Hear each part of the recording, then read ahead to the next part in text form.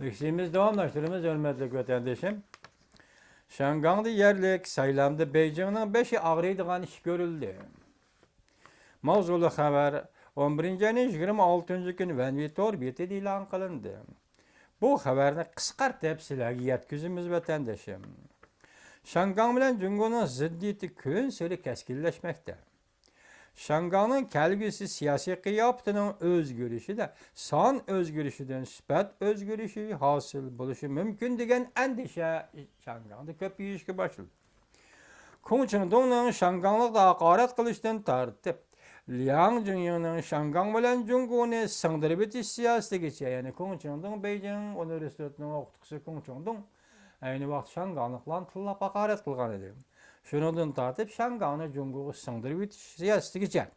Bundan köplegen Cungo'luklarının Şangang ekip girişi kelip çıktı. Cungo furaları bilen Şangang amısı oturuş tokunuş payda boldu. Belki bu tokunuş gün seri keskinleşti. Sayahat şekilde ticaret kılgıçılarını, seyrek çeketkilerini qoğlaş hareketi, Cungo Şangang futbol müsabakası da iki taraf amının birbirini çökürüp tovluşu qatarlıq hareketlerinin hemmisi Şangang'ı Cungo'ga sındırıp etişten selbi misallardır. Bu ameliyatı Cungo noktayı nazarda etkandı selbi misal. Biz için elbette bu icabi, aktif misal. Bu qatim Şangang'da ötküzülgen hayla arasıda saylamda yani şu siyasi ramkı bozup taşlandı. Şangang cemiyeti bölünüşke parçılınışka başladı. Şangang'da siyaset partiye vilişişke qarab yüzlendi. Bunun hemmisi Şangang halkının siyasi seviyesinin üsüp kilovatkallıqını, üsüp berivatkallıqını gevlendirip vermekte dep görüstüldü haberde. Şangang siyasi ekologiyasının özgürüşü, keyinki Cungo Şangang münasibeti, yani Beijing'nin Şangang siyasetiga, şundaqlı Şangang'ın erkinligi meselesiga muş cihetler intayin çonqur ta'sir ko'rsatdi. İntayin çonqur ta'sir ko'rsatdi.